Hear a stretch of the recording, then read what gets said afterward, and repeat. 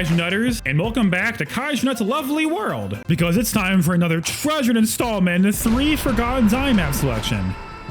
A bi-weekly series where a bi-yearly series where I carefully examine 3 lost and, well, forgotten custom zombie maps and evaluate them based on how well they hold up in the present day.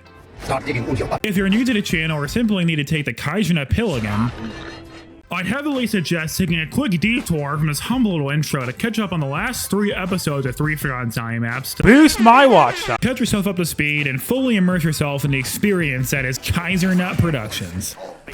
And the experience that is Kaiser Nut Productions. At this point, it's no longer a suggestion. Go watch them. I'll be waiting here patiently until you're finished.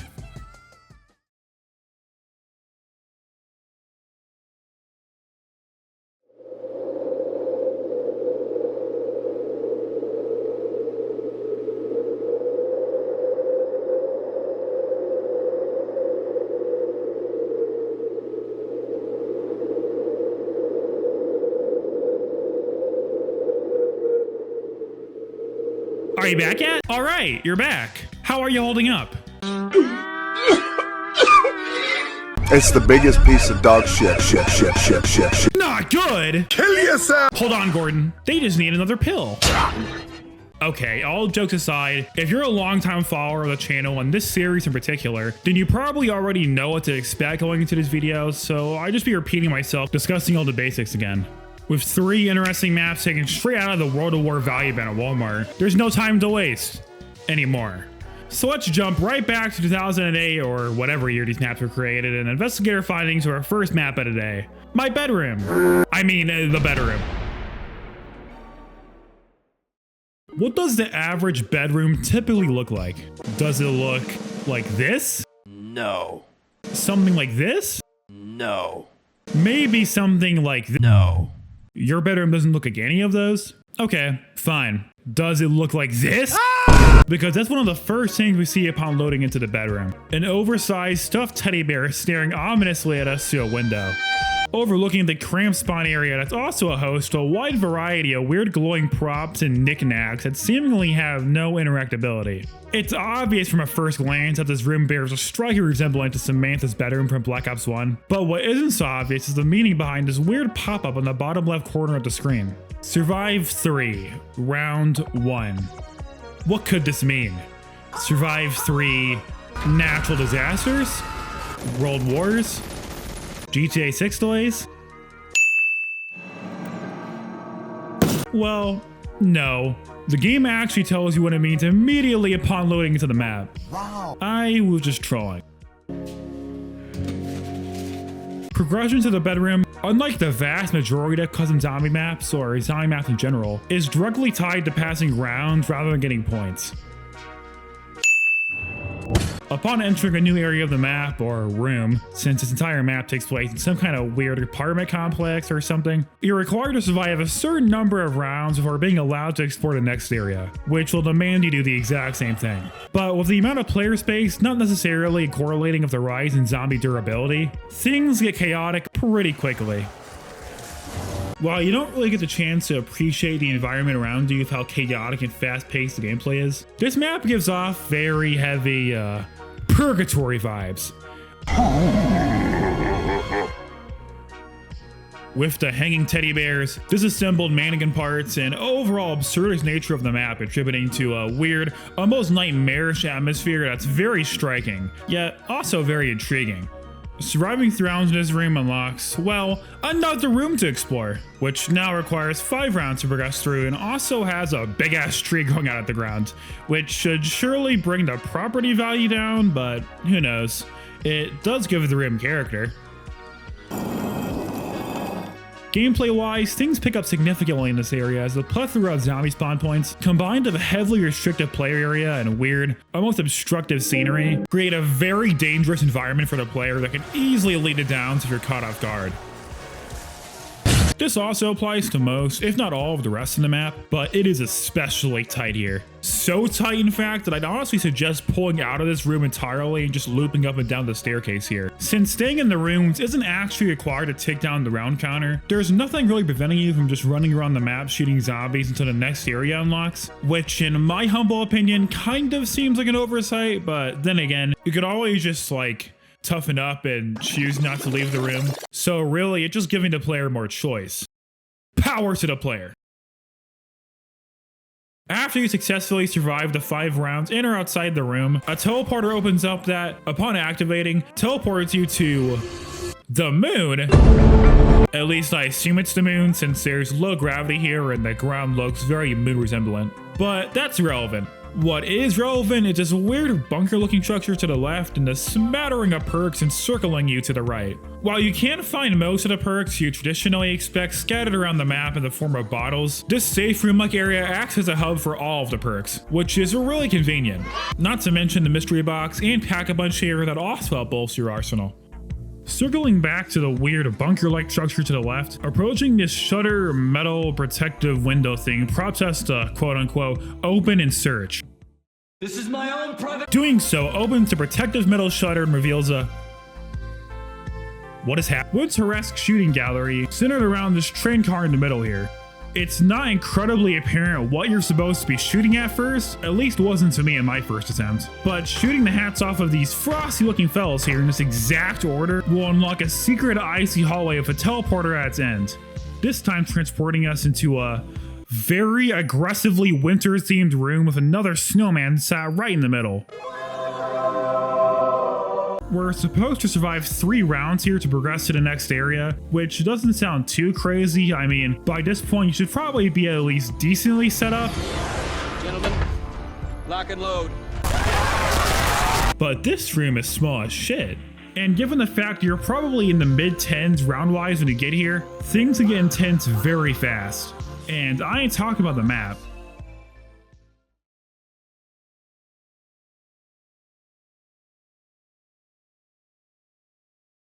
I am talking about the map, and if you manage to survive the 3-second tan, a door will open to reveal the starting room, gigantic teddy bear and all. Which naturally would lead you to believe that this loop makes up the entire map, which is what I believed in my first playthrough, but actually, no.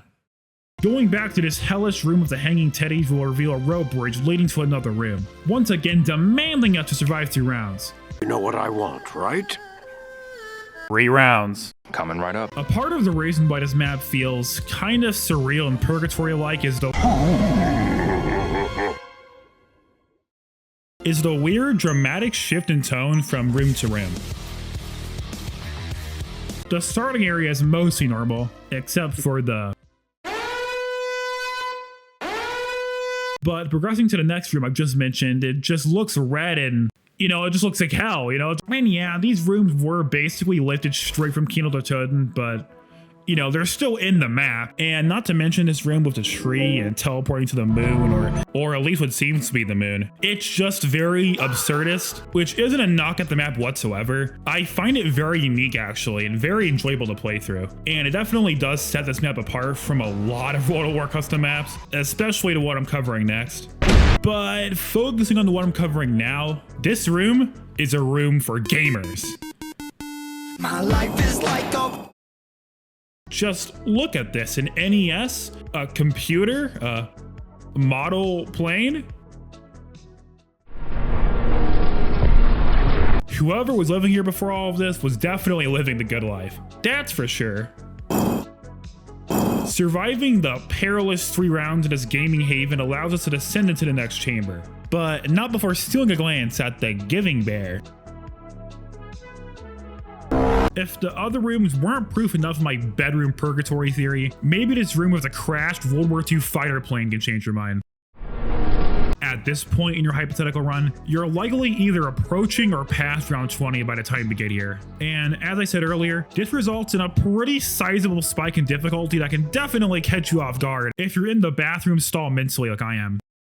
Luckily for us, however, we are near the end of our journey of this map. If you're able to persevere through the 5 rounds of insanity required to progress in the end, a rickety elevator will be available to purchase for the low price of 25,000 points.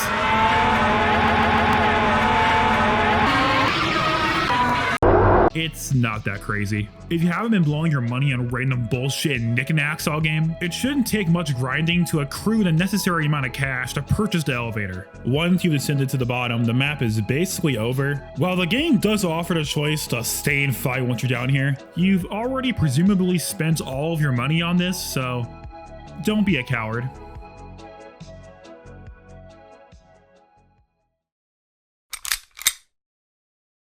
Don't be a coward. Don't be a coward. Walking into this floating nuclear power-up will end the game and allow you to escape this hellish nightmare forever. No! Until you play it again.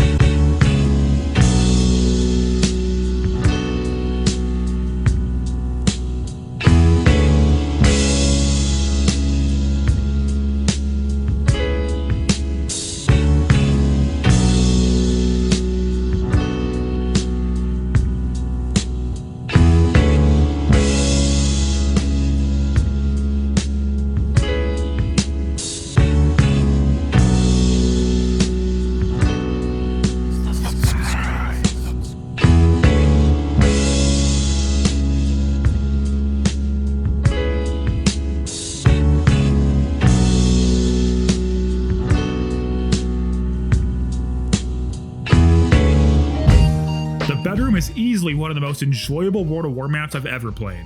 While small and narrow and constrictive on the surface, the numerous rooms and interconnecting passages of the bedroom make the map feel much larger than it actually is, while still maintaining a certain level of intensity and natural difficulty that keeps you engaged throughout the entire experience.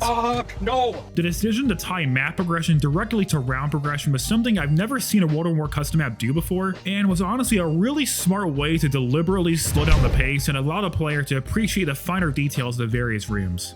Which, well, I didn't mention earlier, all individually have unique optional Easter eggs that reward you for interacting with the environment.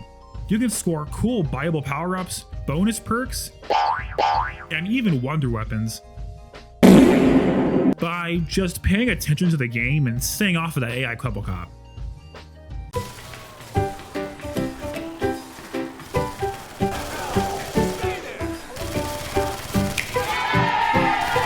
Day. Creeping under canopies, giant birch sheep, wool tactic camouflage. The safe room mechanic of this little moon base area here, while I'm typically against things that give the player an easy out from a dangerous situation, it's actually implemented pretty fairly here. You can only teleport to the moon every, like, 5 rounds, and with the teleporter nestled in what's probably the most dangerous room of the entire map, actually getting to the safe space will only become harder and harder as the zombies become more numerous and hardy. The only complaint I really have for the bedroom, which I wouldn't even really call a complaint, would be a potential lack of replayability.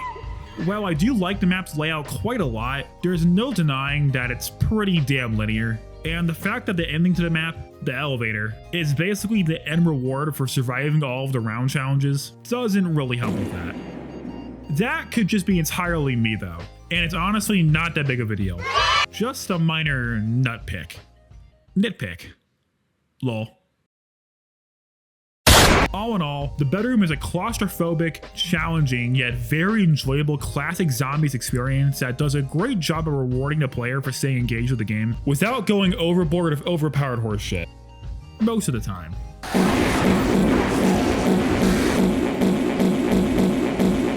If you're looking for a decent challenge, give this map a try. I highly doubt you'll regret it. I give the bedroom 4 Kaiser nuts out of 5.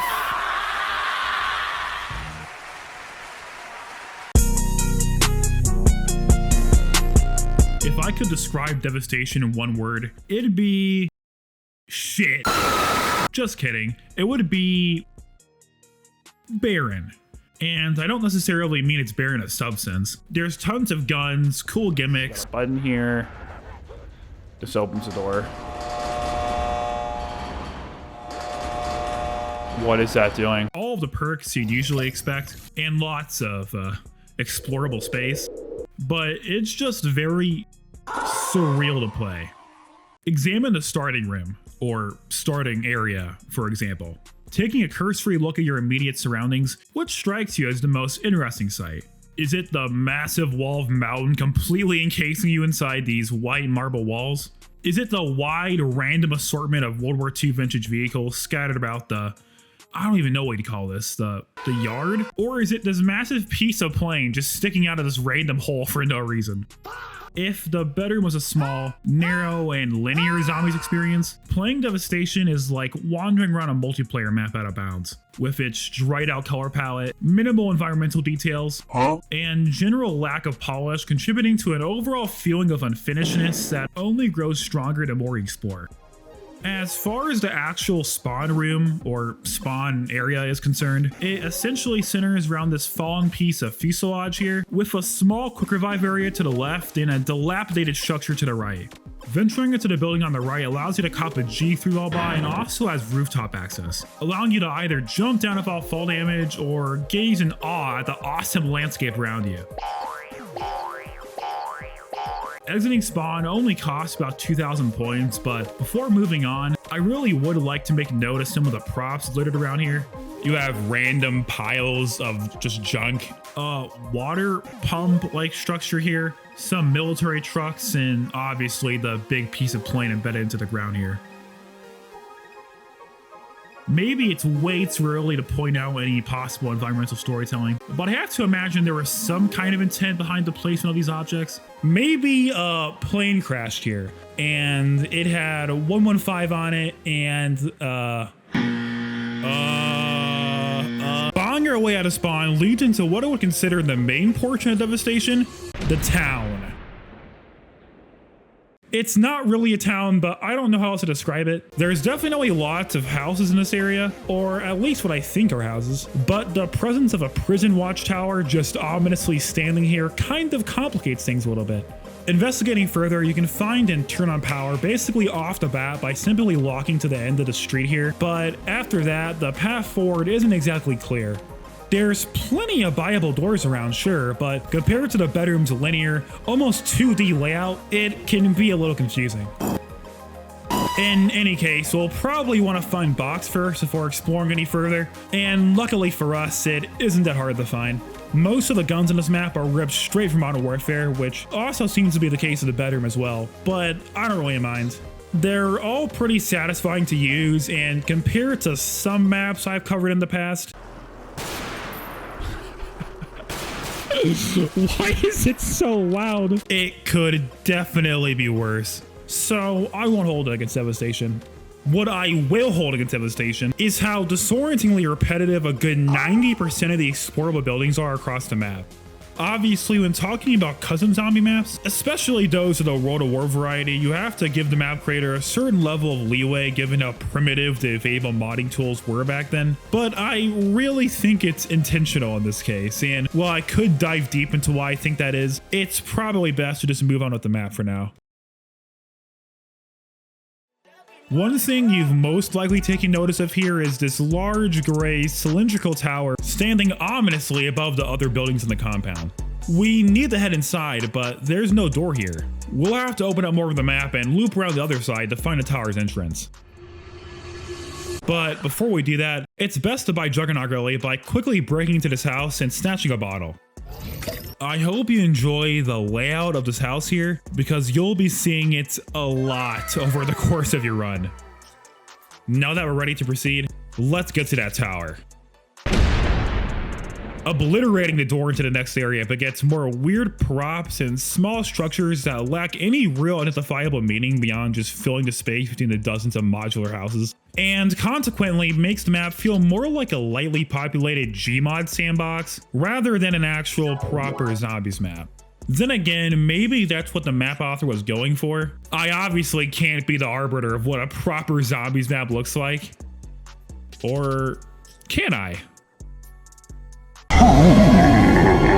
Looking at all these viable doors, you might be tempted to spend your hard-earned points on investigating these houses for potentially interesting rewards. This is good because you'll have to do this anyway, but it's also stupid because there's jack shit in 90% of these houses. Some of them admittedly have perk machines and wall buys that I guess kind of justify the effort spent exploring, but trust me when I say that it gets disorienting as shit just trying to figure out where you are in this map. At least in this regard, the props were actually somewhat helpful as landmarks, but for some reason, I don't think that was intentional.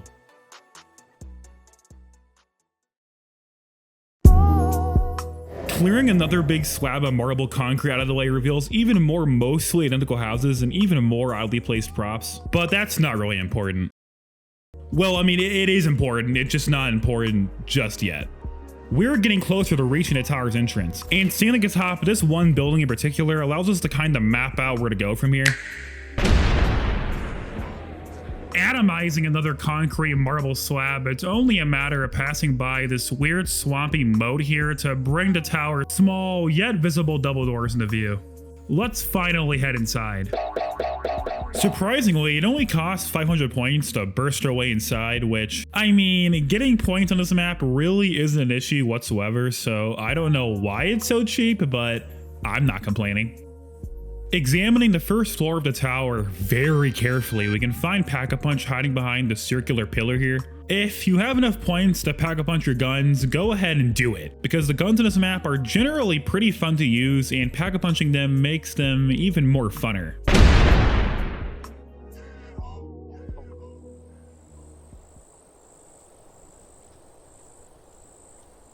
Drifting back to reality, we can head upstairs to the next floor and find a strange button attached to the wall, prompting us to buy a door, presumably the double doors in our immediate left, but doing so triggers very weird mechanical noises to play that seem to radiate from everywhere. It also does open those double doors, so I was right.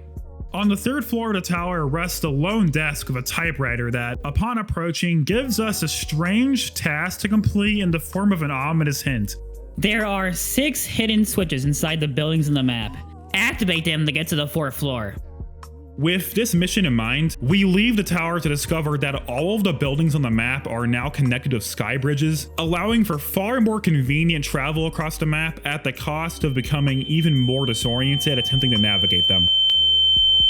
This is actually pretty cool and sort of justifies the decision to make all of the buildings so similar, since it'd be pretty hard to do something like this if they were all different heights and whatnot, but any appreciation I had for this reveal just evaporated the instant I began attempting to find the switches.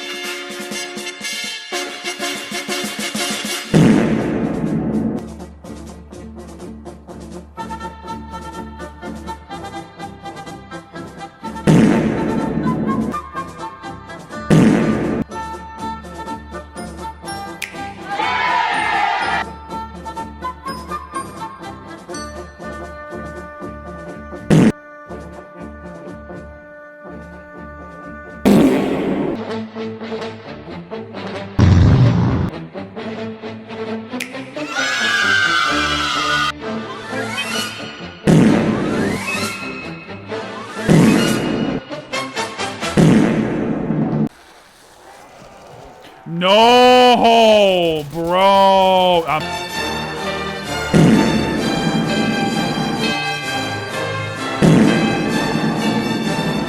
just so like, I don't know. Oh, I found it. I found it. Okay, good shit. I found it finally. Well, I was right. It wasn't a complete. You'd think finding 6 switches on a map that's honestly not even that big wouldn't be a hard challenge. And to be honest, it probably isn't. But for me, it was. I spent well over half an hour trying to find these stupid red switches, and all I got was, oh, yeah, what do we get? Nothing! Once you've completed the task, probably a lot faster than I did, the metal barrier blocking the 4th floor disappears and you're presented with a choice that resembles the ending to the bedroom pretty closely. This is basically the ending to the map, so I'd suggest finishing any potential business you have in the compound before stepping into the teleporter. You'll also need 20,000 points once you've left, so get to chopping. Making the choice to teleport brings us to a very luscious woodland area with a 2-story brick house begging us to enter. The chalk on the wall tells us to hurriedly head upstairs, and resting on a small bed is a suitcase. Press F to win! Pressing F to win ends the game victoriously and brings you back to the main menu, thus finally ending our journey with devastation.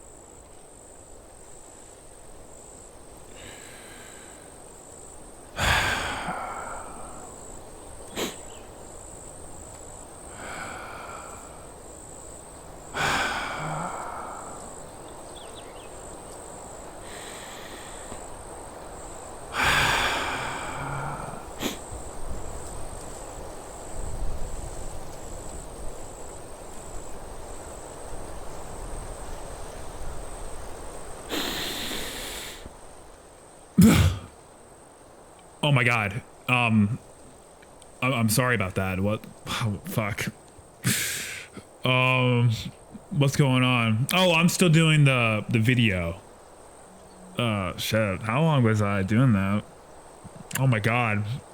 I'm sorry about that.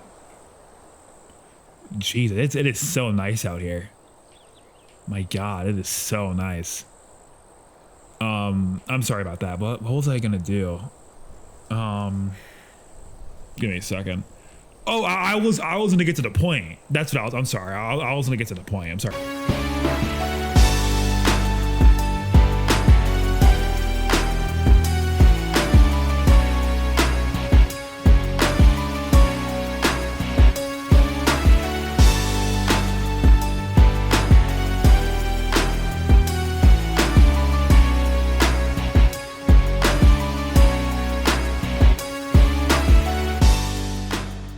Given how I've been play-by-playing this map to you so far, you may expect my evaluation of Devastation to be fairly negative, and while I definitely do have complaints or negatives that definitely weigh the map down for me, Devastation is weird in the sense that even despite its various oddities, I still find it strangely engaging to play.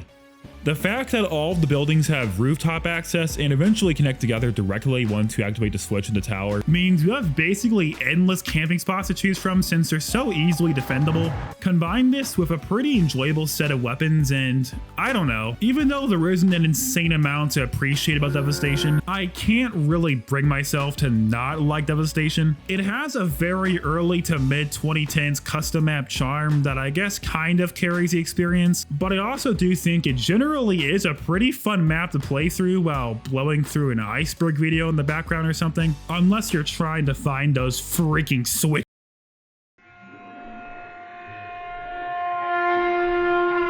I would also like to add that Devastation has multiple bonus modes that are also fun to experiment with, like a gun game and sharpshooter and some other ones that are...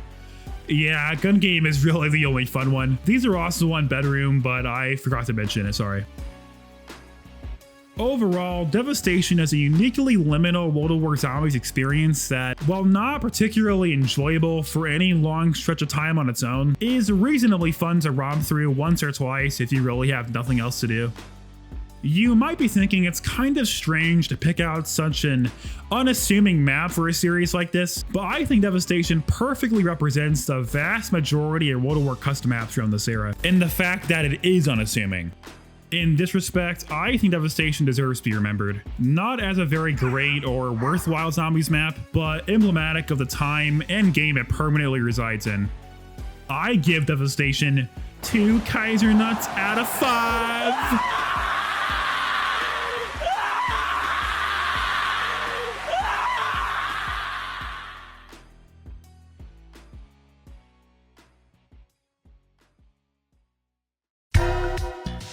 Well, delving into those 2 maps was certainly an unforgettable experience. But this journey isn't over yet. We still have the 3rd map to cover. In part 2 of 3 Forgotten Zombie Maps 4.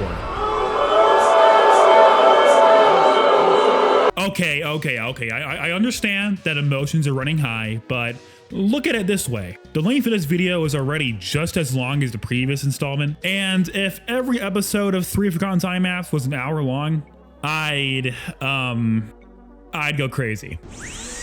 Don't worry though. I recognize the slimy nature of stealing more time with Kaiser away from you. So to make it up to you, I'll be adding a commenter suggested map as a bonus in part 2. Dead Ship. Doesn't that just sound awesome? It does, right? You know what would be even more awesome though? Lending your subscription to Kaiser Productions.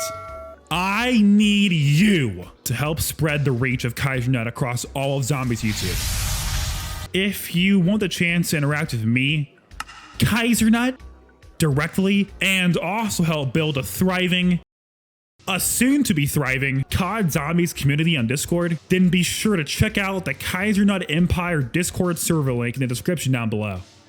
Otherwise, you're just a goddamn brown coat. And trust me, you don't want to be a goddamn brown coat. Well, I guess I'll be seeing you guys later. Thank you for watching. And I hope to see you again. A lot sooner than last time. Hopefully. Goodbye! Oh, hey, you're finally awake. That video was long, wasn't it? Put you right to sleep. I would have been offended, but it looked like you needed the rest anyway. Well, luckily for you, there's a lot more where that came from. If you're interested in more content just like this video, I kept this little nice surprise just for you. It's a new video. Or, it's old, but it's new for you. And if you're interested in seeing more content just like this, please head over to my profile page and smash that Kaiser Nut button. As always, thank you for making it this far, Kaiser Nutters. Now then, get back to sleep. I command you to.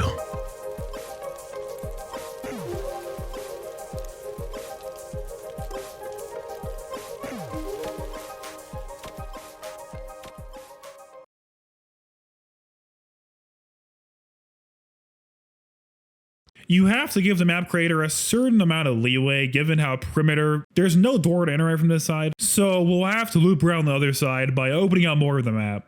What I will hold against Devastation, that does a great job of rewarding the player for staying engaged with the game without going overboard with, oh my fucking god. With this mission in mind, we leave the tower to discover that all of the buildings on the map are now whatever.